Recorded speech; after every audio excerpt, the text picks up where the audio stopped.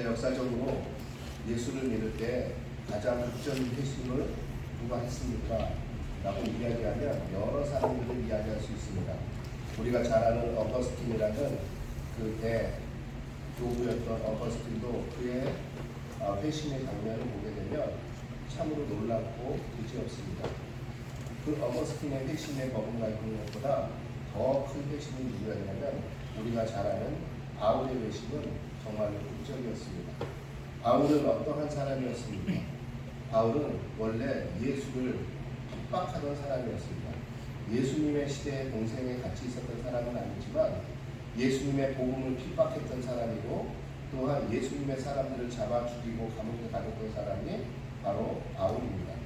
바울이 사울이 되었을 때 그는 우리가 잘 아는 스데반 집사님을 그는 돌로 쳐 죽이는데 그가 앞장서서 일했던 사람이며 우리가 잘 아는 것처럼 그 스데반 집사를 돌로 쳤던 청년들이 그들의 겉옷을 어디 앞에 두었냐면 바로 사울의 발 아래 내려놓고 그들이 스데반 집사를 돌로 쳐 죽였습니다. 그런 것처럼 사울은 누구였냐면 바로 바울 되기 전에 사울은 예수님을 가장 핍박하던 사람 중에 한 명이에요. 그리고 그 복음의 가장 대척점에 서 있던 사람이 누구냐면 바로 그 바울이었습니다. 이러한 바울이 예수님을 믿게 된 그 경위 너무나 놀랍지 않습니까? 그가 어디를 가고 있었습니까? 그는 다메섹, 지금으로 치면 시리아의 다마스커스, 시리아의 수도 다마스커스로 가고 있었습니다. 유대인, 그것도 이스라엘, 유대족 속에서 그 예루살렘에서 살던 그 바울이 굳이 다른 나라 땅인 시리아에 있는 그 다른 나라의 수도인 다마스커스까지 가서 그곳에 가는 이유는 오직 하나였습니다. 무엇이냐면 다마스커스에서 예수의 도를 전하는 자들을 잡아서 끌고 와 감옥에 쳐넣기 위해서 가는 것이 그의 목적이었습니다. 그 다마스커스, 다메섹으로 가고 있는 그 길 가운데에서 그는 우연찮게 한 빛을 보게 되고 그 빛 가운데서 우리가 잘 아는 것처럼 예수님을 만나게 됩니다. 그 빛 가운데서 사울아 네가 어찌하여 나를 핍박하느냐? 나는 그 예수님의 그 한마디에 무릎을 꿇고 주님 누구십니까? 라고 이야기했을 때 물었을 때 주님께서는 네가 핍박하고 네가 증오하고 네가 지금 나를 죽이려 했던 그 예수다라고 이야기하고 있습니다. 그 한마디 네가 어찌하여 나를 핍박하느냐? 라는 그 한마디에 무릎을 꿇고 회심했던 사람이 바로 바울입니다. 그 바울이 그 빛 가운데에서 시력을 잃게 되고 아나니아라는 예수님의 제자를 통해서 그 시력을 다시 얻게 되고 성경에 보면 그는 시력을 얻고 그가 다시 기운을 차린 후에 그는 그 다메섹에 가서 무엇을 했느냐면 즉 시로나가 예수가 구세주다, 예수가 그리스도다 라고 전하기 시작했습니다. 그 다마스커스에 갔던 이유는 오직 하나, 그 다마스커스에서 그는 예수를 믿는 예수의 도를 전하는 사람들을 잡아 끌어 죽이고 감옥에 가두기 위해서 왔던 그가 그 다마스커스에 도착해서 한 일은 무엇이냐면 즉 시로나가 예수는 그리스도고 내가 잘못됐다라는 것을 그는 전하기 시작했습니다. 우리가 잘 아는 것처럼 그렇게 바울은 시작되게 됩니다. 이 바울의 회심의 이야기를 보면 바울은 그 후로부터 그 다메섹에서 만난 예수님을 만난 경험한 그 이후로부터 그의 죽는 날까지 그의 일하는 것은 오직 하나였습니다.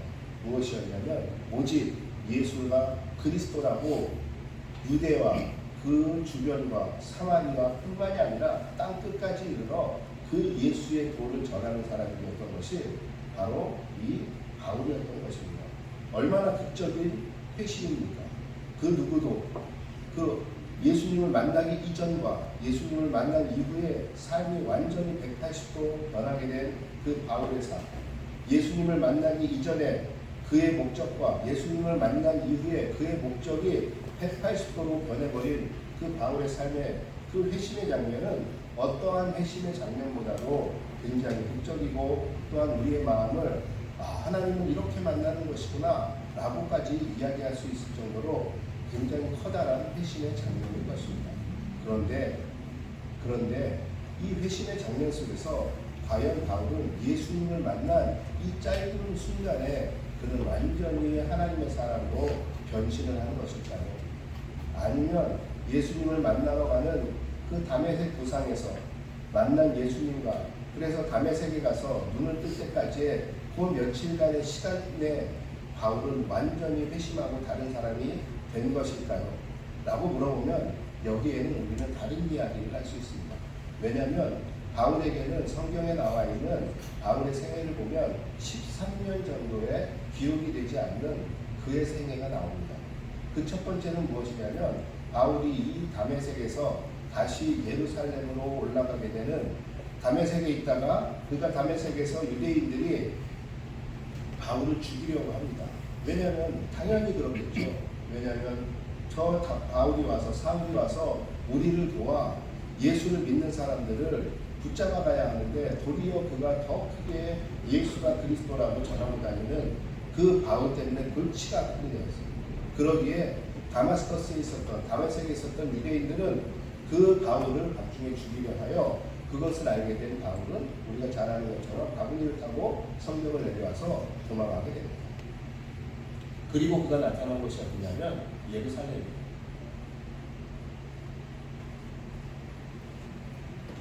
그런데 이 예루살렘에 나타난 그가 바로 즉시로 며칠 만에 나타난 것이 아니라 예루살렘에 나타났어요. 그런데 이 다메섹에 있으면서 예루살렘에 온 이 바울의 행적 중에 3년 정도의 삶이 필요합니다. 다메섹에 있는 동안이 오십니까? 아니면 다메섹을 나와서 예루살렘으로 가는 건지 그때인지는 정확하게 알 수 없지만 다메섹에서 예루살렘으로 오게 되는 3년 정도의 시간이 흐르는데 갈라디아에서 그는 이것에 대해서 설명을 하는데 내가 그때 아라비아 광야로 나아갔다라고 얘기합니다. 아라비아 광야로 나가서 그가 무엇을 한지는 성경에 기록되어 있지 않습니다. 그리고 이 아라비아 광야는 지금의 아라비아 광야를 이야기하는 것인지 아니면 시내산 근처에 있는 아라비아 광야를 이야기하는 것인지도 명확하지는 않습니다. 그러나 바울은 무엇이라고 갈라디아에서 쓰고 있냐면 그 다메섹에 있는 동안 나는 3년 동안 아라비아 광야에 가 있었다라고 합니다. 이 3년간 아라비아 광야에 가 있었던 바울은 무엇을 했을까요? 그는 그곳에서 그냥 있지는 않았을 것입니다. 3년 동안에 많은 신학자들은 생각하기를 그 아라비아 광야에서 그는 묵상하며 하나님을 만나는 시간을 가졌을 것이다라고 모두는 생각합니다. 또한 그가 예루살렘에 와서 그가 예루살렘에서 그의 예수님의 제자들을 만나고 그곳에서 다시 이제 수리아 빌리기아 지방으로 다시 떠나 그가 우리가 잘 아는 다소 지방에 머무며 10년 동안 그곳에 있습니다. 그 행적도 또한 성경에 나누지 않습니다.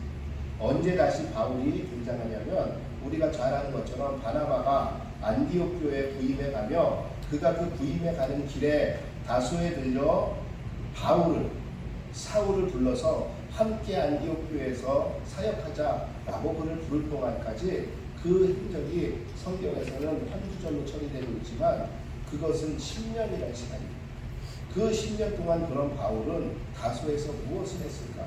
길리아 지방과 그 소아시아 지방에서 그는 무엇을 하고 있었을까? 라고 이야기를 할 때 많은 사람들이 추측한데 그는 그곳에서도 복음을 전했지만 아마도 그곳에서 하나님을 만나는 시간, 하나님의 사람으로 변해가는 시간으로 되지 않았을까라고 추측을 합니다. 우리가 잘 아는 것처럼 바울의 회심을 보면 바울의 회심이 극적인 것은 그 다메섹 도상에서 예수를 만났을 때 그의 삶이 180도 변하는 것 같았어요. 완전히 변해서 그 이전의 삶과 그 이후의 삶이 완전히 차이가 나는 것처럼 그렇게 보이지만 성경을 자세히 뜯어다보면 바울이 예수님의 제자로서 바울이 본격적으로 사역을 시작하며 예수님을 전하며 바울이 바울됨과 같이 되는 사울이 바울과 같이 되는 그러한 시간이 13년이라는 시간이 이미 지났다라는 것입니다. 그냥 하루아침에 된 것이 아니었다라는 것입니다.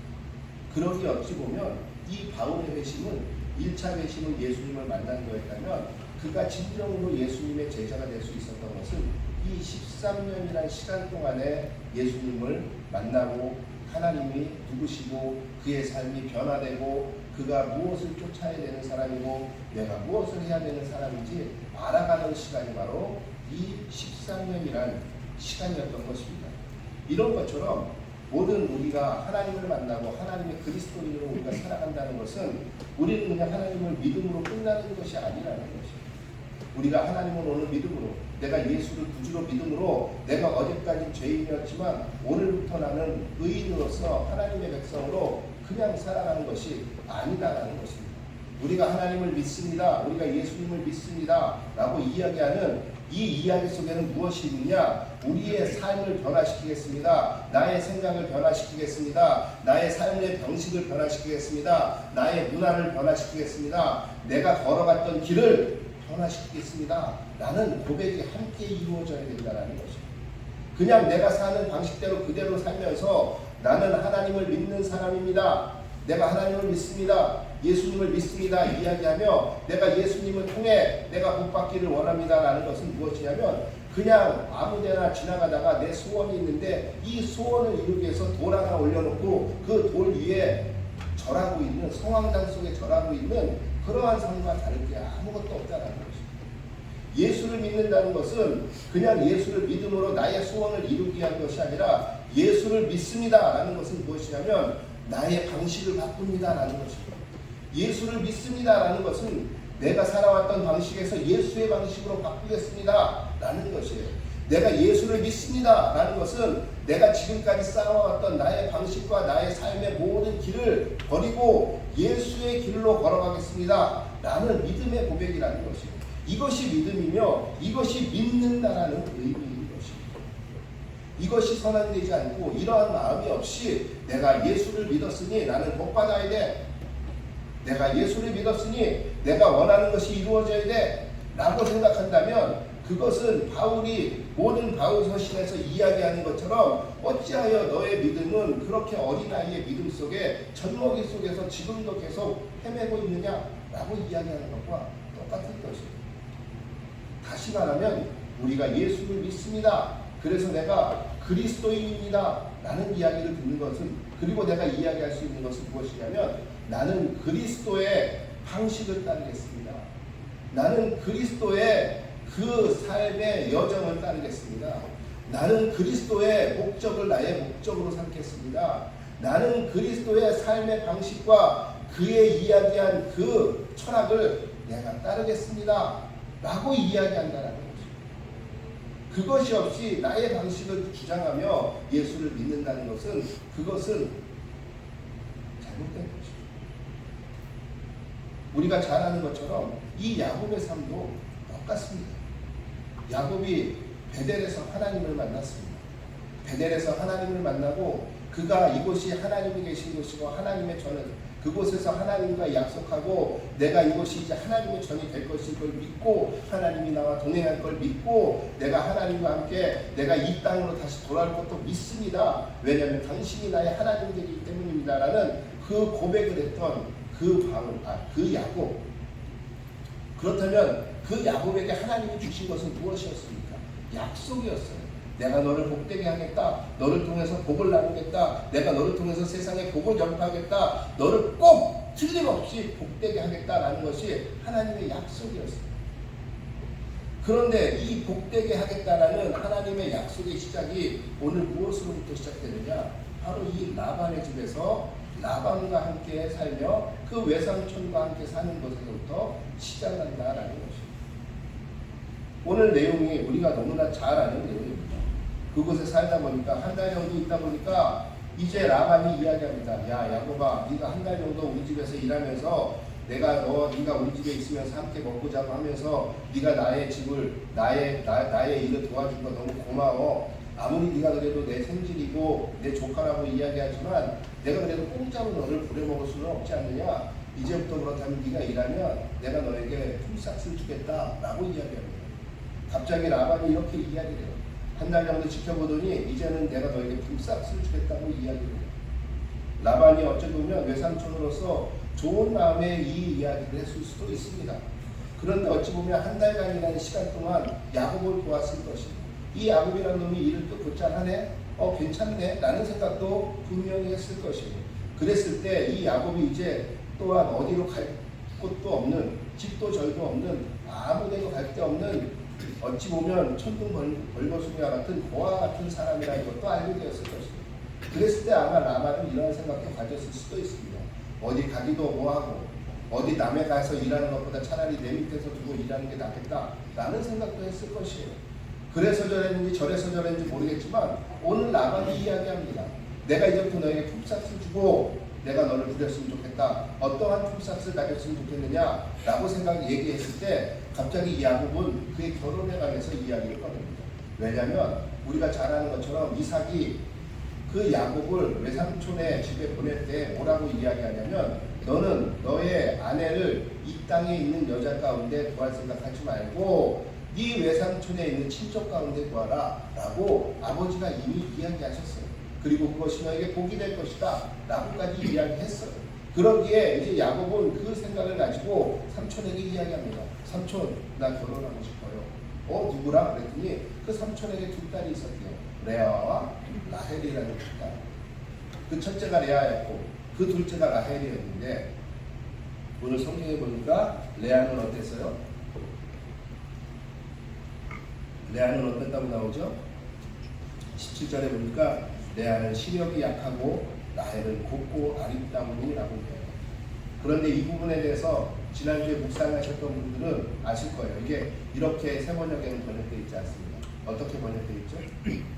혹시 기억하십니까? 레아는 눈매가 아름답고 라헬은 뭐라고 나왔죠? 몸매가 좋고 얼굴이 아름다우니 이렇게 나와 있어요. 너무 세 번역이 너무 직설적이에요. 그렇죠? 그런데 성경은 히브리어로 번역해보면 그 번역이 더 정확합니다. 그의 익스테리, 그러니까 그의 외모가 굉장히 좋다고 나와 있습니다. 다시 말하면 지금 말로 하면 몸매가 좋다는 게 맞습니다. 그리고 그의 얼굴이 야패매고 너무너무 아름답다고 나와 있습니다. 그런데 레아는 시력이 약하대요. 다시 말하면 세 번역에는 눈매가 아름답다라고, 눈매가 아름답다. 이건 근데 아름답다라는 표현보다는 영어로는 텐더, 그러니까 부드럽다, 아니면 좀 세지 않다라고 번역하는 게 맞아요. 다시 말하면 레아는 눈이 좀 시력이나 이런 게 좀 안 좋았던 사람 같아요. 여기 계신 남성분들 둘 중에서 누굴 보겠습니까? 저를 보면 씩 웃으시는 분들은 다 저와 같은 생각. 레아는 그러기에 오늘 보니까 야곱은 라헬을 선택합니다. 라헬을 선택하면서 이야기하기를 삼촌, 그럼 제가 지금부터 7년을 일하겠으니 라헬을 저에게 주십시오라는 것이었습니다. 7년 동안 일해서 내가 라헬을 얻겠습니다라는 그러한 계약을 맺죠. 그러한 계약을 맺으니까 삼촌이 그래 좋다. 내가 라헬을 다른 어떤 이상한 놈한테 주는 것보다야 내 친족, 보니까 성실한 너에게 주는 게 낫겠구나 라고 이야기를 하고 7년 동안 그 계약을 맺고 야곱은 열심히 삼촌을 위해서 일합니다.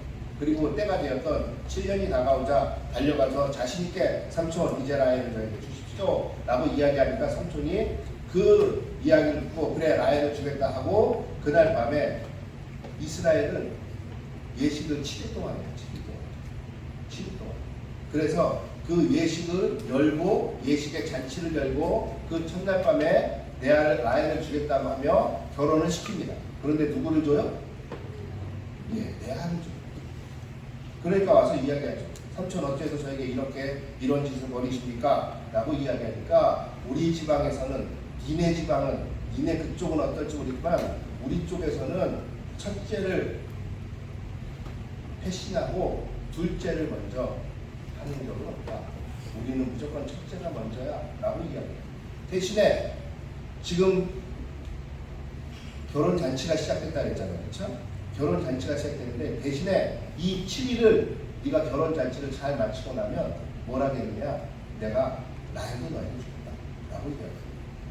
7년을 일한 다음에 그러면 7년 더 일해. 그럼 라헬 줄게. 이렇게 이야기하는 게 아니라 바로 이 결혼잔치를 통해서 지금 야곱은 레아도 얻고 라헬도 얻는 것입니다. 다시 말하면 이 결혼잔치만 잘 하면 내가 라헬도 너에게 줄게라는 것입니다. 다시 말하면 이 라반은 지금 무엇을 하고 있냐면 결혼한 방에 딸 2명을 한 번에 보내고 있는 그런데 그러면서 이야기를 합니다. 너네 속에서는 어떨지 모르겠지만 우리 지방에서는, 우리 쪽에서는 둘째가 첫째보다 먼저 되는 적이 없어 라고 얘기합니다. 그러니까 갑자기 야곱이 아무 소리 안 하고 알겠습니다 하고 그 이야기를 받아들이고 그리고 다시 7년을 열심히 일을 합니다. 저는 여기가 궁금했어요. 저 같으면 난리 났을 거예요. 왜 약속을 어기느냐? 이것은 잘못된 것이다. 저 같으면 난리가 났을 것입니다. 그런데 야곱은 그 이야기를 듣자마자 아무 소리 안 하고 알겠습니다 하고 그것을 받아들입니다. 그리고 라헬을 위해서 다시 7년을 일하셨습니다. 오늘 여기서 주목해서 보려는 것은 바로 오직 두 가지 단어입니다. 두 개의 단어. 첫 번째는 무엇이냐면 우리가 아까 봤던 18절에서 마지막에 보면 삼촌에게 내가 7년을 섬기리이다 라고 하는 데서 바로 이야기하는 이 섬기다라는 단어. 그리고 두 번째는 무엇이냐면 바로 라반이 이야기했던 28절에 언니보다라는 단어. 언니보다. 여기서 섬기다라고 나온 이 단어는 무엇이냐면 히브리어로 보면 아바드라는 동사예요. 아바드라는 동사. 근데 이 아바드라는 동사는 섬기다라는 뜻도 있지만 무슨 뜻도 있냐면 일하다라는 뜻도 있어요. 그래서 우리가 오늘 본 15절서부터 30절까지 보면 여기에는 이 섬기다라는 단어가 두 번밖에 안 나오지만 실질적으로 이 아바드는 7번에 걸쳐서 쓰이고 있어요. 일하다, 섬기다, 일하다. 계속 여기에는 이 아바드 동사가 쓰이고 있어요. 근데 이 아바드 동사의 특징이 있습니다. 이 아바드 동사는 원래 무엇에 대치돼서 무엇의 반대편에서 쓰게 되는 동사냐면 우리가 다 잘 아는 몇 번 이야기했지만 창세기 1장 26절에 나오는 라다라는 동사가 있습니다. 라다가 뭐라고 그랬죠? 그래도 우리 디사이플 친구들이면 라다 그러면 그 뜻을 알아야 되는데 이게 바로 뭐라 그럴까? 다스리다라는 동사예요. 창세기 1장 26절에서 다스리다, 인간을 다스리게 하겠다라고 썼을 때 이 라다라는 동사를 쓴다고 했어요. 근데 이 라다라는 동사는 고대 근동에서 무슨 동사냐면 오직 왕에게 쓰이는 동사예요. 왕이 다스릴 때 쓰는 것이에요. 왕이 무언가 피지배인을 다스릴 때 쓰는 동사가 라다예요. 그렇다면 이 라다에 반대되는 개념에서 그러면 피지배인으로서 피지배인으로서 지배자에게 보여줘야 되는 그 행동의 단어가 무엇이냐? 그것이 바로 아바드라는 단어라는 것입니다.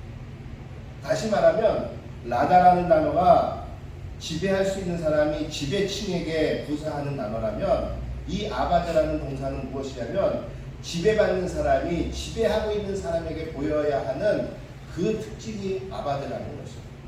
여러분, 내가 종이에요. 주인에게 어떠한 모습을 보여야 될까요? 이것을 보이는 게 바로 아바드라는 동사라는 것입니다. 내가 그냥 종으로서 왕에게 어떠한 모습을 보여야 될까요? 이것을 보이는 것이 바로 아바드 동사에 담겨있는 뜻이라는 것이에요. 그것을 위해서 우리는 주인을 위해서 뭘 해야 되죠? 우리는 주인을 섬겨야 돼요. 그리고 또 뭐 해야 되죠? 주인을 위해서 일해야 돼요. 그 주인을 그리고 인정해야 돼요. 이 세 가지가 아바드 동사에 들어있는 가장 핵심이라는 것이에요. 무엇을 위해서? 주인을 위해서. 오늘 보니까 야곱은 내가 삼촌을 섬기겠나이다 하면서 이야기하는데 무엇을 쓰고 있느냐? 내가 삼촌을 아바드 하겠나이다 라고 이야기하는 것이에요.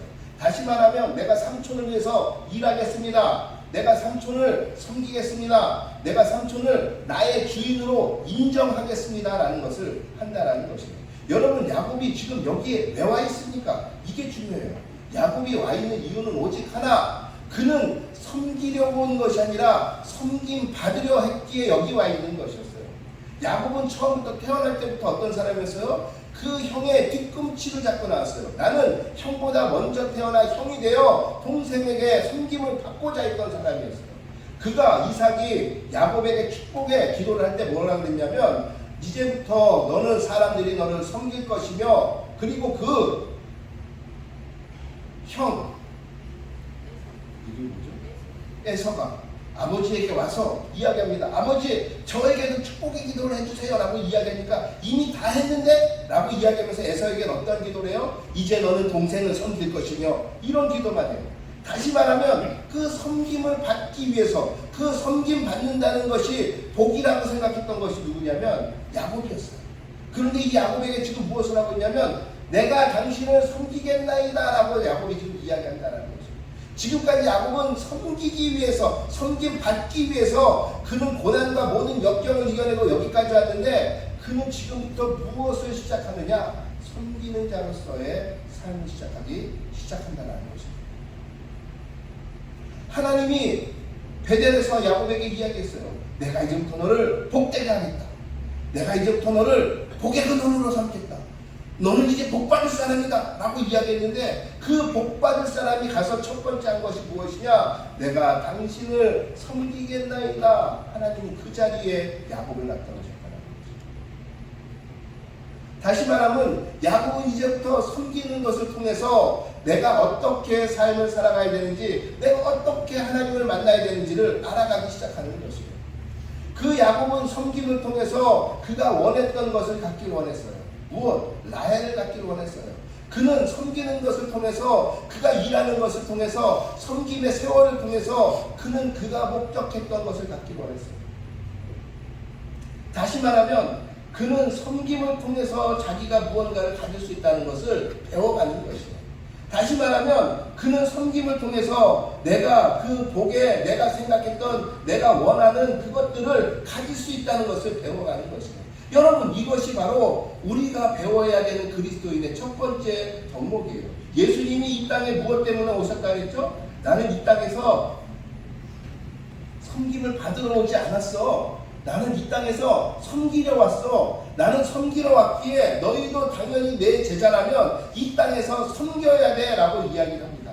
예수님께서는 섬김 받는 것이 복된 것이 아니라 섬기는 것이 복되다는 것을 예수님께서는 이야기해요. 세상은 섬김 받는 것이 복되고 섬김 받는 것이 네가 성공했다라는 것을 이야기하지, 그렇지 않아. 하나님의 방식은 무엇이냐? 섬김 받는 것이 아니라 섬기는 것이 복되다고 이야기하는 것입니다. 섬기는 자가 그것을 원하는 것을 갖게 된다는 것을 예수님은 이야기했어요. 그 똑같은 것을 지금 야곱에게 하나님은 직접 그가 원했던 라헬을 통해서 하나님은 가르치십니다. 무엇? 네가 라헬을 갖고 싶니? 그렇다면 섬기라는 것이에요. 네가 라헬을 너의 아내로 갖고 싶니? 너의 아내로 맡고 싶니? 그렇다면 그 삼촌을 삼촌을 이겨서 그가 너를 섬기게 해서 라헬을 뺏어오는 것이 아니라 너는 그 삼촌을 섬겨서 그 라헬을 얻으라는 것이에요. 여러분, 사울이 바울 되는 데는 13년의 시간 동안 하나님의 방식을 알아갔다는 것입니다. 이러한 것처럼 하나님께서 복을 주기 위해서 야곱에게 먼저 했던 것은 무엇이냐? 섬겨라라는 것입니다. 네가 그 라반을 섬기듯이 누구를 섬겨라? 하나님을 섬겨라. 나를 섬기라는 것입니다. 나를 무엇으로? 나를 너의 주인으로 섬기라는 것입니다. 나를 위해서 일하라는 것입니다. 나를 위해서 너는 섬기라는 것입니다. 그 아바드 할 때 너는 무엇이냐? 네가 원하는 복을 누릴 수 있다라는 것입니다. 여러분, 섬기세요. 하나님은 섬김을 받으려고 하지 말고 먼저 섬기라고 이야기하십니다. 여러분의 부부 관계에서 먼저 섬기세요. 여러분의 자식과 부부 관계에서 먼저 섬기세요. 여러분의 사람과 사람 관계에서 먼저 섬기세요. 여러분의 사람과 사람 관계에서 왜 관계 싸움이 자꾸 일어납니까? 먼저 섬기고, 어디까지 섬기느냐? 예수가 무릎을 꿇고 그의 제자들의 발을 씻길 때까지 섬기라고 이야기하십니다. 언제까지? 이 복이 너의 복이 될 때까지 섬기라고 이야기하십니다. 섬기는 자가 곧 이기는 자고, 섬기는 자가 곧 복의 사람이 된다는 것입니다. 여러분, 바로 아바드 하라는 것입니다. 이것이 첫 번째. 두 번째 뭐라 그랬죠? 오늘 보니까 28절에서 언니보다 라고 이야기하면서 그 언니보다 먼저 되는 동생은 없다라고 이야기합니다. 왜 그렇다면 야곱은 직소리 안 하고 거기서 그냥 그 이야기를 듣고 다시 7년을 일했을까요? 라헬이 너무 이뻐서 14년 정도 그거 별거 아니요. 하나님은 꼭 샘을 하시는 분이에요. 하나님은 지난주에 어떤 성도님이 저에게 오셔서 이야기합니다. 왜 아빠를 속였던 그 야곱에게 하나님은 복을 주십니까? 라고 얘기합니다. 아니요. 하나님은 복을 주시기 위해서는 그의 사람이 되어야만 해요. 그의 사람이 될 때까지 하나님을 훈련시키세요. 그의 사람으로 만들어질 때까지 훈련시키세요. 그리고 그가 했던 모든 행적 하나하나까지도 셈하세요. 오늘 보니까 무엇으로 셈하는 것이냐? 하나님은 야, 너 네 형보다 먼저 내려 했잖아. 오늘 그 삼촌이 이야기합니다. 니네 그쪽은 몰라. 그쪽은 그럴지 모르겠지만 우리 쪽에서는 절대로 첫째보다 둘째가 먼저 되지 않아 라고 이야기합니다. 너는 네 형보다 먼저 되기 위해서 너는 속이고 팥죽으로 너는 그 장자권을 빼앗고 너는 아버지를 속여서 그 축복을 받아내고 너는 그랬지만 하나님 앞에서는 첫째 그 절대로 그것이 셈으로 이루어지지 않지 않는다라는 것입니다. 하나님께서는 오늘 라반을 통해서 정확하게 야곱의 잘못을 지적하세요. 너는 네 형의 그것을 인정하지 않고 너는 속임수로 그것을 탈취했어. 그러니까 너는 오늘 한번 네가 당해봐라. 그러면서 라반이 뭐라고 그럽니까? 우리 지방에서는 이쪽에서는 첫째가 절대로 언니가 동생이 언니보다 먼저 된다. 여기에서 언니라고 표현했지만 히브리에서는 정확하게 첫 번째 난 자식이라는 단어가 쓰이고 있어요. 언니가 아니에요. 첫 번째 난 자식이 두 번째 난 자식이 첫 번째 난 자식보다 먼저 될 수 없다는 게 우리 동네 룰이야. 하나님은 꼭 생각하신다는 거죠. 여러분이 지금 어떠한 것을 어떻게 이야기하든지 무슨 일을 하든지 하나님께서는 언젠가 꼭 셈하십니다. 언제? 여러분들을 하나님의 사람으로 만들어 가시는 중에 그것을 계속적으로 셈하신다는 거죠. 그러기에 야곱은 거기에서 할 말이 없었어요. 거기에서 자기가 한 짓 때문에 더 이상 할 말이 없었어요. 그리고 그것을 받아들일 수밖에 없어요. 그리고 그는 7년을 더 일합니다. 여러분, 이것이 하나님의 방식이고 하나님의 사람이 되어가는 것입니다. 여러분, 사울이 바울 되는데 13년이란 공백의 기간이 있었어요. 그리고 우리가 아는 그 위대한 하나님의 종 바울이 되었어요. 여러분, 우리가 죄인에서 그리스도인이 되기 위해서는 바로 이 13년이라는 시간을 우리는 보내야 돼요. 하나님을 다시 알고 우리의 믿음의 고백에 하나님, 내가 당신의 방식대로 살겠습니다 라는 믿음의 고백이 나와야 돼요.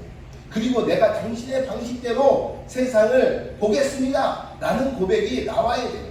이것이 내가 예수를 믿고 내가 하나님을 믿고 내가 그리스도인이 됐다라는 고백이에요.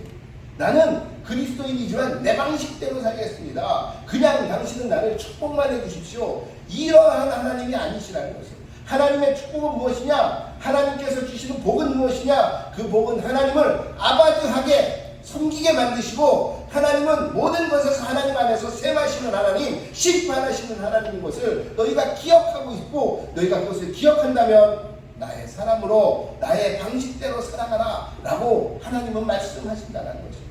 그렇게 변화시키고 그렇게 만들어 가시는 하나님, 그리고 그렇게 만들어 가졌을 때 하나님은 우리를 복의 근원으로 삼으신다. 이 야곱이 언제서야 드디어 평안한 삶을 살기 시작합니까? 그가 막내 아들 르우벤까지 다 포기하고 다 죽음으로 갈 수밖에 없을지도 모른다라는 그러한 불안감에서 그가 마지막 요셉을 통해서 그가 평안한 삶을 누리게 됐습니다. 그가 이렇게 고백하지 않습니까? 창세기 47장 9절에 보면 야곱이 바로에게 아뢰되 내 나그네 길의 세월이 130년이니이다. 내 나이가 얼마 못되니 우리 조상의 나그네 길에 연조에 미치지는 못하나 나는 그들보다도 훨씬 험악한 세월을 살아왔습니다. 복의 삶입니까? 우리의 눈으로 볼 땐 복의 삶이 아니지만 하나님은 그 야곱이 하나님의 사람이 되었을 때 그는 그를 통하여 12지파를 만드시고 12지파를 통하여 전 세계 모든 이방인들에게 하나님이 누구신지를 알리는 복을 야곱을 통해서 시작하십니다. 여러분, 하나님의 사람이 되시는 그 13년을 지내십시오. 그리고 하나님의 사람이 되는 그 13년을 이겨내십시오. 이 세월이 없이는 하나님의 사람이 될 수 없고 이 세월이 없이는 하나님의 복을 누릴 수 없습니다. 섬기십시오. 섬김을 통해서 여러분 그 복을 얻을 수 있습니다. 여러분, 하나님은 심판하는 하나님이라는 것을, 세마는 하나님이라는 것을 잊지 마십시오. 그리고 하나님의 방식대로 갔을 때만이 여러분이 복을 받을 수 있다는 것을 잊지 마십시오. 그럴 때 하나님은 그 사람을 통하여 복을 나누시기 시작하실 것입니다. 바로 그러한 저와 여러분, 우리 디사이플의 모든 공동체 되시기를 주의 이름으로 축원하겠습니다. 바로 그러한 하나님을 믿으시고 그러한 하나님 가운데서 우리 하나 되시는 여러분 되기를 주의 이름으로 축원하겠습니다. 그래서 우리를 통해서 하나님께서 이 다바오 땅에 복을 나누시는 그러한 복의 근원들이 되는 저와 여러분 되기를 주의 이름으로 축원하겠습니다.